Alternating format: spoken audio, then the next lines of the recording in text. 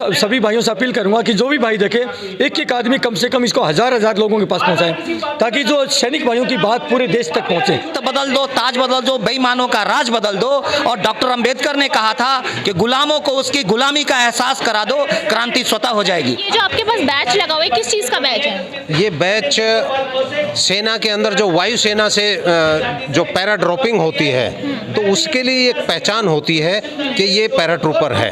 इसको जो है हवाई जहाज में बैठा करके जंगलों में या कहीं समुद्र पार कहीं भी उनको उतारा जा सकता है। और एक पैराट्रूपर जो है वो हर प्रकार की लड़ाई लड़ने के लिए पैराट्रूपर रह चुके हैं। मैं पैराट्रूपर, मैं कमांडो भी रहा हूँ। मैं 9 पैरा कमांडो के अंदर कमांडो इंस्ट्रक्टर रहा हूँ और कमांडो स्कूल बेलगांव में भी इंस्ट्रक्टर रहा हूँ, जहाँ ऑफिसरों को ट्रेनिंग दी जाती है कमांडो बनने के लिए। नमस्कार, मैं हूं तनु और आप देख रहे हैं नेशन कीपर। 545 लोकसभा सीटों पर जो है सैनिक जो है नरेंद्र मोदी को खुला चैलेंज कर रहे हैं और कह रहे हैं कि जिस तरीके से सत्ता पर बैठने के बाद नरेंद्र मोदी सरकार ने देश में महंगाई बेरोजगारी को चरम पर ला दिया है, उसके बाद अब सैनिक उतर चुके हैं सड़कों पर देश को बचाने। आज सैनिक लोकसभा चुनावों की भी तैयारी में जुट चुके हैं। चलिए चर्चा की शुरुआत कर लेते हैं। क्या लग रहा है सर, 2024 में आप लोग नरेंद्र मोदी को टक्कर देने के लिए खड़े हो गए? खाली नरेंद्र मोदी जी नहीं, पूरे देश के नेताओं को टक्कर देने के लिए खड़े हो रहे हैं। हमारा टारगेट अकेला नरेंद्र मोदी नहीं है। आपको करेक्ट करना चाहूँगा, हमारा टारगेट है देश की बिगड़ी हुई राजनीति, जो कि कांग्रेस ने भी बिगाड़ी है और बीजेपी ने भी बिगाड़ी है और अन्य पार्टियां सभी ने बिगाड़ी है। उसको सुधारना हमारा मकसद है। हम फौजी हैं, हम इस देश की हालात को बिगड़ते हुए नहीं देखना चाहते। इसलिए हम लोगों ने संकल्प लिया है। हमने बाहरी ताकतों से तो देश को बचाया, क्या अंदर से हम नहीं बचा सकते? इसलिए आज यहाँ पर जितने भी मेरे सिविलियन भाई खड़े मेरे बगल में, जितने बहुत सारे हैं, आज पूरे देश के लोगों ने एक ही विश्वास जताया कि फौजी भाइयों, आप लोग देश की आखिरी विकल्प हो। इस देश में कोई भी आपातकाल आता है तो एक सेना बचती है, तब सेना मोर्चा संभालती है, तो पूरा देश आश्वस्त हो जाता है कि फौजी आ गए। तो आज देश की राजनीति में भी आपातकाल है। तो इसलिए इन भाइयों ने, देश के सिविलियन भाइयों ने, ये हमें जो है हुंकार भरने के लिए प्रेरित किया है और जो है इस बात के लिए हमें तैयार किया कि आप लोग ही देश का विकल्प बचे हो। हम आप पर विश्वास करते हैं। हमने सारी पार्टियों को मौका दिया, लेकिन हम उन पर विश्वास नहीं कर सकते। आप इस देश को बागडोर संभालिए। इसलिए हम लोग ने, पार्टियों से क्यों भरोसा उठ गया आज लोगों का? आपको पता ही है बेटा, कहने की क्या आवश्यकता है। ये तो कथनी करनी, भ्रष्टाचार, व्यभिचार, क्या क्या नहीं होती है। आज यहाँ पर आए थे कुछ बेचारे गरीब दंपति, देखा उनको न्याय नहीं। आज देश में किसी जनता, गरीब व्यक्ति को कोई न्याय मिलता क्या? न्याय मिला है? आज भी 5,000 करोड़ जो है 5 करोड़ जो केस पेंडिंग है हमारी जुडिशरी में है। 5 करोड़ केस, इसका मतलब कितने परिवारों से जो है हो गए? यानी कि कम से कम 30 करोड़ इस देश की संख्या जो है कोर्ट केस में जो फंसी पड़ी है और किसी को न्याय मिलना नहीं है। तो कहीं न कहीं आज सैनिकों को ये मोर्चा संभालना पड़ेगा, देश की गंदगी को साफ करना पड़ेगा, राजनीतिक गंदगी। लेकिन सर ये भी तो हो सकता है, जैसे आप सैनिक हैं, आप लोग चुनाव में उतर रहे हैं, ऐसे किसान कहें कि हम भी चुनाव में उतरेंगे, मजदूर कहें हम भी चुनाव में उतरेंगे। ये खाली ये पूरा किसान, मजदूर, जितना कर्मचारी, सभी की तरफ से ये हमको आदेश दिया गया है और उन्हीं के सहयोग से, इन्हीं के साथ मिल करके ये प्रोग्राम बनाया है। अकेले फौजी नहीं है, ये मैं आपको बताता हूँ, सारे के सारे मिल करके। अब ये भी एक सैनिक है, एक समाज की अच्छी लड़ाई लड़ते हैं। क्या एक सैनिक नहीं है क्या? ये भी सैनिक है।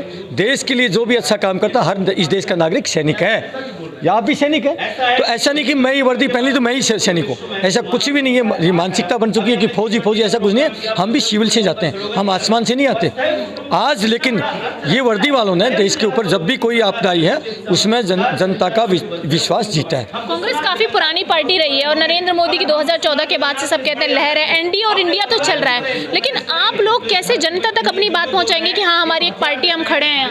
बेटा, माउथ पब्लिसिटी होती है। मैन टू मैन बताएगा कि भैया फौजी खड़े हो गए हैं। हमें मीडिया से तो कोई, आप जैसे मीडिया कर्मचारी हैं जो सोशल मीडिया से, हम आपको सैल्यूट करते हैं। जो देश की मेन स्ट्रीम मीडिया है, उसका तो ज़मीर खूब खो चुका है। उसका तो हमें कोई जो है विश्वास ही नहीं है कि वो हमारी बात रखेगी। आज जो है माउथ पब्लिसिटी की जरूरत है, सोशल मीडिया है, इसी के माध्यम से ये जो वीडियो है, मैं तो सभी भाइयों से अपील करूंगा कि जो भी भाई देखे एक एक आदमी कम से कम इसको हजार लोगों के पास पहुंचाएं, ताकि जो सैनिक भाइयों की बात पूरे देश तक पहुंचे। हमारी सिर्फ बात पहुंचनी चाहिए, उसके बाद देश अपना आप विश्वास करेगा। 100% हमें पैसे की जरूरत नहीं है। देश में पैसे के वाले बहुत भाई पड़े हैं, जो पैसा भी देंगे और साथ भी देंगे, सम्मान भी देंगे, पैसे की कमी नहीं आएगी। लेकिन आज है विश्वास की, और सैनिकों ने विश्वास रखा है। पुलवामा हमला हुआ, उसके बाद खुलासे किए थे। आपको लग रहा है सत्यपाल मलिक सही बोल रहे हैं या फिर पार्टी में ना रहने की वजह से इस तरीके के बयान है? देखिए, धुआं वहीं उठता जहां आग होती।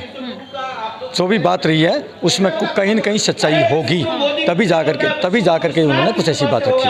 बिल्कुल। क्या लग रहा है सर, आज आप लोग यहाँ इकट्ठे हुए हैं, सैनिक इकट्ठे हुए हैं, नरेंद्र मोदी, कांग्रेस, सबके खिलाफ आप लोग चुनाव लड़ने की बात करें, आसान है इतना?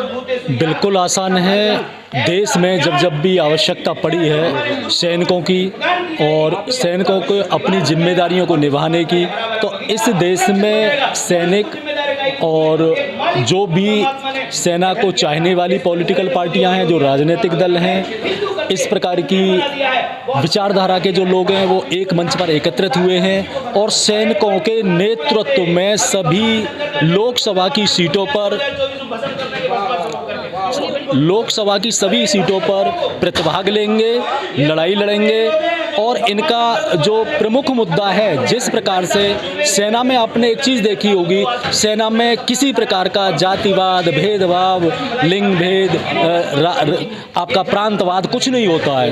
वहाँ पे कोई रिजर्वेशन नहीं होता है। इसी प्रकार से होना क्या है कि अब जो ये लड़ाई लड़ने जा रहे हैं, राजनीतिक लड़ाई, इसके प्रमुख मुद्दे होंगे जिसमें हम सब मिल करके इस देश से कुछ दंश हैं ऐसे जिनको हम समाप्त करेंगे, जिसमें आरक्षण है, SC ST एक्ट है, ये समाप्त होना चाहिए।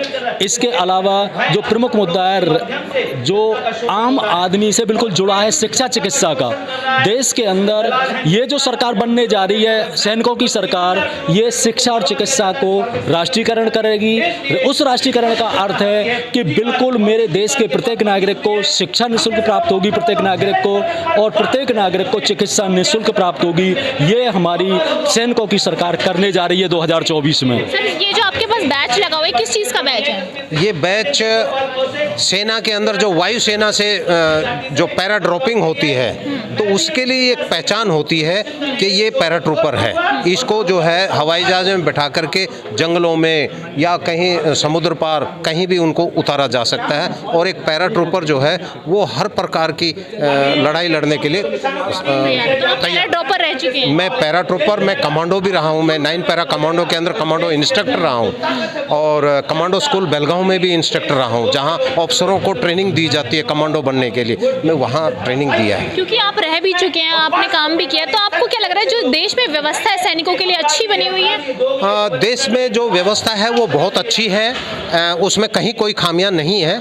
लेकिन कहीं ना कहीं थोड़ा बहुत आजकल जैसे राजनीतिक क्षेत्र वाले हैं, वो जो हमारे वरिष्ठ अधिकारी हैं उनको कहीं ना कहीं अपने जाल में फंसा लेते हैं, तो वहाँ कहीं त्रुटि हो सकती है और वो गलती हो जाती है। जिस प्रकार से हमारे जो जनरल थे सैम मानेकशॉ जी, उनको एक बार इंदिरा गांधी ने ऑर्डर दिया कि बोला अभी पाकिस्तान के ऊपर हमला करना है। सैम मानेकशॉ ने जी तुरंत मना कर दिया, नहीं अभी हम तैयार नहीं हैं, हम जब समय आएगा तो हम आपको बता देंगे। तो ऐसा है, वो जनरल साहब थे, वो कठोर निर्णय लेने वाले व्यक्ति थे, लेकिन पॉलिटिक्स उसके बाद में ज़्यादा लचीली हो गई और सेना के अंदर भ्रष्टाचार भी फैला दिया है, केवल इन नेताओं की वजह से।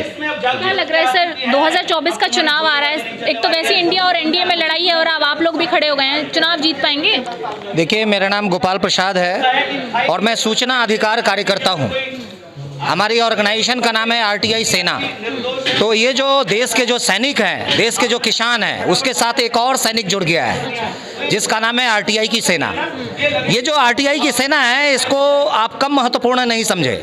इसलिए कम महत्वपूर्ण नहीं आंका जा सकता कि पूरे देश का जो सूचना तंत्र है, पूरे देश की जो ब्यूरोक्रेसी है, पूरी जो देश की जो शासन व्यवस्था है, उसके अंदर में क्या हो रहा है, ये वो RTI की जो सैनिक हैं वो पूरी हर चीज़ की खोज खबर रखते हैं। उनको पूरा जानकारी रहता है कि देश की पॉलिसी किस तरह से बनाई जा रही है, उसके अंदर क्या खामियां हैं। तो इन खामियों के ऊपर में डिबेट करना, उनको सारे चीज़ की ज्ञान रखना और उसको जनता तक पहुंचाने का काम करना, ये देश के RTI सैनिक जो है करेंगे। और मुझे इस बात की खुशी है कि ये जो टीम बनी है, जो देश के सैनिक और किसान और ये जो RTI की जो सेना जो एकत्र हुई है, ये अवश्य रूप से रंग दिखाएगी और तख्त बदल दो ताज बदल बदल दो, बेईमानों का राज बदल दो।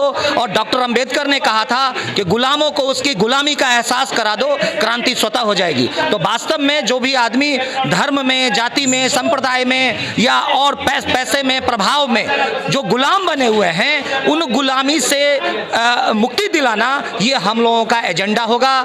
चाहे वो गुलामी किसी भी तरह की, चाहे अशिक्षा की हो, अंधकार की हो, कुपोषण की हो, गरीबी की हो, बेरोजगारी की हो, उन सारे फ्रंट पर जो जनता के मौलिक अधिकार है, जो फंडामेंटल राइट्स है, जो जनहित के मुद्दे हैं, जो कॉमन कॉज के मुद्दे हैं, जिस पर सरकार का ध्यान बिल्कुल नहीं है, उस एजेंडे को एकदम उसका हक दिलाना यह हमारी प्राथमिकता होगी। ठीक है, बहुत बहुत धन्यवाद सर। जय जवान जय किसान के जो नारे यहाँ पर लगे थे और किसानों के साथ साथ जवान भी यहाँ पर हैं और लगातार ये दावा कर रहे हैं कि 2024 में प्रधानमंत्री नरेंद्र मोदी के खिलाफ एक नया मोर्चा खोल रहे हैं। एक बार पोस्टर दिखा दीजिएगा। मिशन 545 लोकसभा चुनाव, ना इंडिया गठबंधन चाहिए, ना एनडीए गठबंधन चाहिए। 76 वर्षों से नाकाम सरकार को छोड़ो। तो इनका ये मानना है कि देश में कांग्रेस या भाजपा का राज रहा, उसमें जनता जो है कुपोषण, भ्रष्टाचार जैसे तमाम मुद्दों से जूझ रही थी और आज जनता बदलाव के मूड में है और उनके लिए उन्होंने यहाँ के सैनिकों को चुना है। और सैनिकों से बढ़कर कोई हो नहीं सकता, क्योंकि सरहद पर जो हमारे लिए लड़ जाता है वो देश के अंदर लोकसभा पर बैठकर कितना लड़ेंगे इसका आप अंदाजा लगा सकते हैं। नमस्कार।